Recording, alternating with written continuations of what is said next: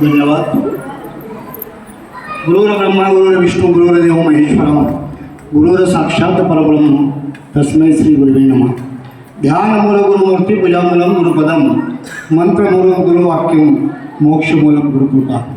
सगळ्यांनी माझ्याबरोबर एक वेळ जोराने म्हणायचं, राष्ट्रसंत श्रीपाद बाबा की, राष्ट्रसंत श्रीपाद बाबा की, राष्ट्रसंत श्रीपाद बाबा की. धन्यवाद.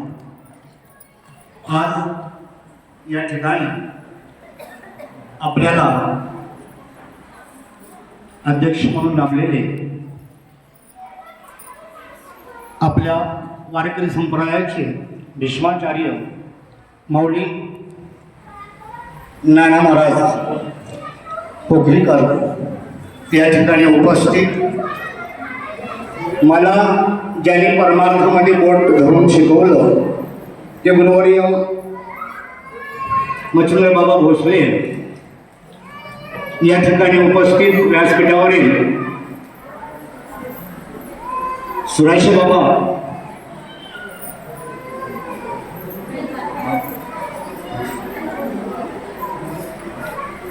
आणि मला खऱ्या अर्थानं जालन्यामध्ये जे पाठबळ मिळालं ते आमचे सत्कार मामा सर्व या उपस्थित या ठिकाणी साधक बंधू आणि भगिनी. व्यासपीठावरील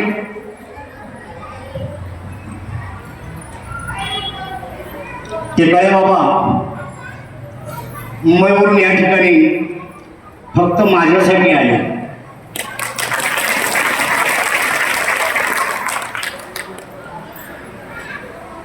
हा जो पुरस्कार आहे या ठिकाणी तो मला प्राप्त झाला नाही, तर माझ्या साधक बंधूंचं प्रेम आणि त्या प्रेमाची ती पावती आहे हे मी म्हणेन. असंख्य साधकांनी मला तळ हाताप्रमाणे जपलं, त्यांचं सर्वांचे पहिल्यांदा आभार मानतो.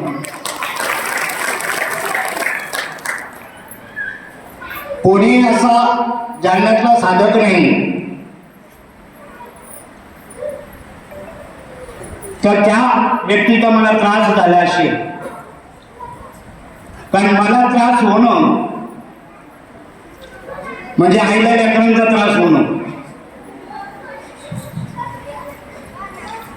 परवा आमच्या मुंबईमध्ये भोसले बाबा एका मुलीनं आईच्या डोक्यामध्ये दगड घालून तिला मारली. त्याचं कारण एकच, तर ती आई माझ्यावर प्रेम करत नाही, दुसऱ्या मुलीवर प्रेम करते तिच्याच, म्हणून डोक्यात दगड घालून मारली तिला. त्याचं कारण फक्त संशय. संशयामध्ये होर आणि पाप नाही थोर, हे विनाशाची वाघूर प्राणी अशी. आणि मग त्या मुलीला सांगितलं गेलं, तुझ्यावर जर तुझ्या आईचं प्रेम नसतं तर तुझी आई तुझ्या घरी आली नसती पाहुण्यासाठी. पाहुणे आलेली आई तिची आणि तिच्या डोक्यात तिने दगड घातला. मला एवढंच सांगायचं आहे का आपण सगळ्या जणांच्या प्रेमाची पावती म्हणे हा राष्ट्रीय धर्मगुरू पुरस्कार आहे. पुरस्काराचे शब्द फक्त राष्ट्रीय धर्मगुरू फक्त 7 अक्षर आहे. त्या अक्षरांची किंमत नाही. तो पुरस्कार नाहीये, ती जबाबदारी आहे. आणि ती जबाबदारी माझी एकट्याची नाही, तर आपल्या सर्वांची जबाबदारी आहे.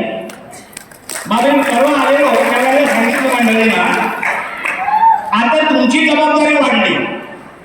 याच्यापूर्वी नाही चिंतन केलं तरी चालत होतं मोबाईलच्या माझ्या पाठीमागं, पण आता तुम्हाला चिंतन करावं लागेल. नाही तर काय म्हणते माहिती का, अरे तुमचा बाबा तर राष्ट्रीय धर्मगुरू आहे ना, त्यावेळेला तो माझा या तुमचा अपमान नसेल तर तो संपूर्ण आनंद संप्रदायाचा अपमान असेल. मला पुरस्कार देताना गणपतराव दिलेलं नाहीये, ही गोष्ट पहिली सगळ्यांनी ध्यानात घ्या. त्या ठिकाणी जगद्गुरु शंकराचार्य विद्वान शिव हत्ती कोल्हापूर हे त्या ठिकाणी जगद्गुरु म्हणून उपस्थित होते.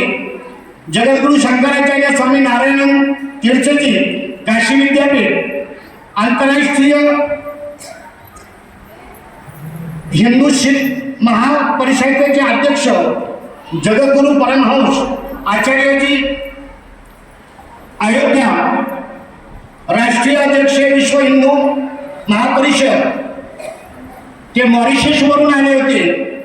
विश्वगुरु संतपाणी नामदेववाले हरड राष्ट्रीय आंतरराष्ट्रीय उपाध्यक्ष आणि अनेक संत महात्मा त्या ठिकाणी उपस्थित होते.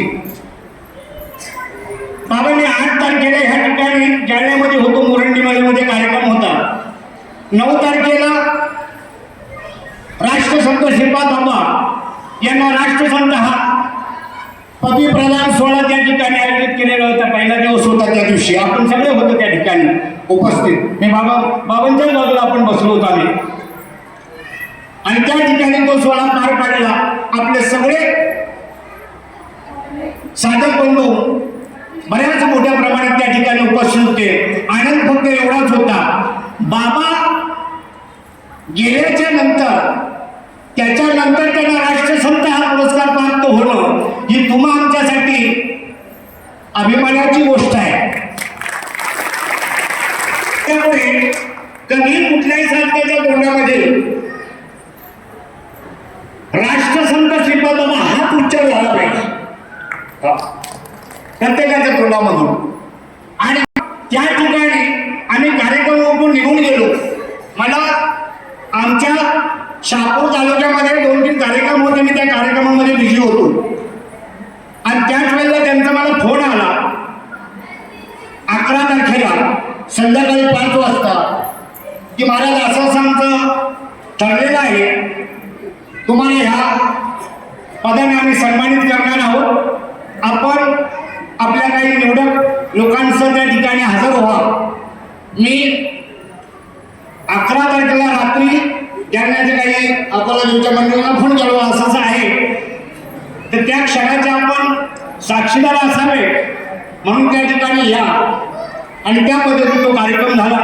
काही लोकांच्यापर्यंत तो कार्यक्रम पोहोचवता आला नाही कारण आपल्याला माहीतच नव्हतं.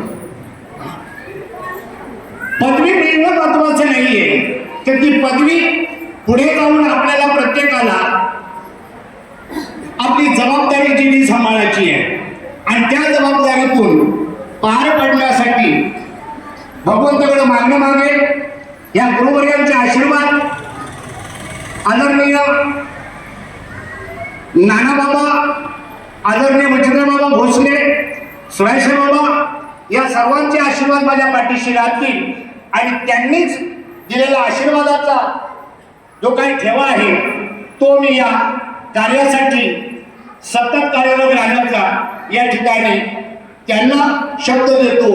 याच्या पुढे खऱ्या अर्थाने सांगितलंय, पुरस्कार हा व्यक्तीला दिला जात नाही, तर तो पुरस्कार त्या तत्वाचं वाटप करणाऱ्या प्रत्येक जण त्याचा हकदार आहे. बाबा माझं असं म्हणणं आहे, प्रत्येक जण.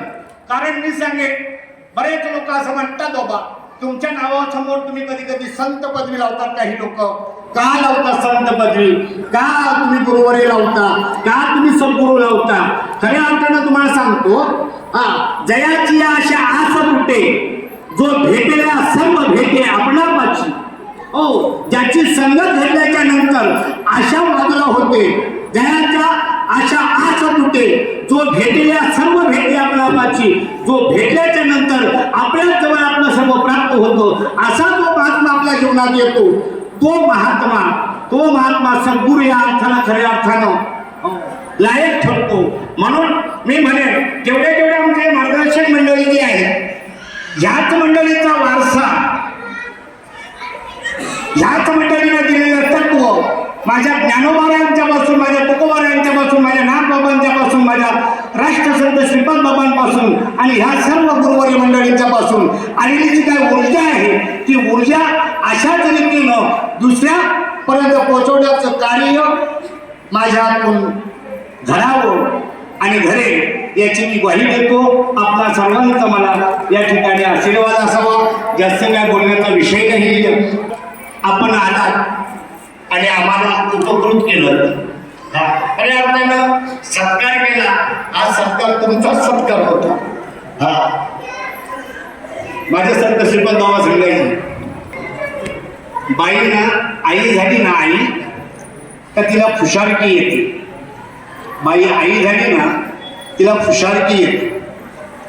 अगं बाई तू आई झाली ना, ती पोरं जन्माला आली म्हणून आई झाली, नाही तर तू बाईच राहिली असती.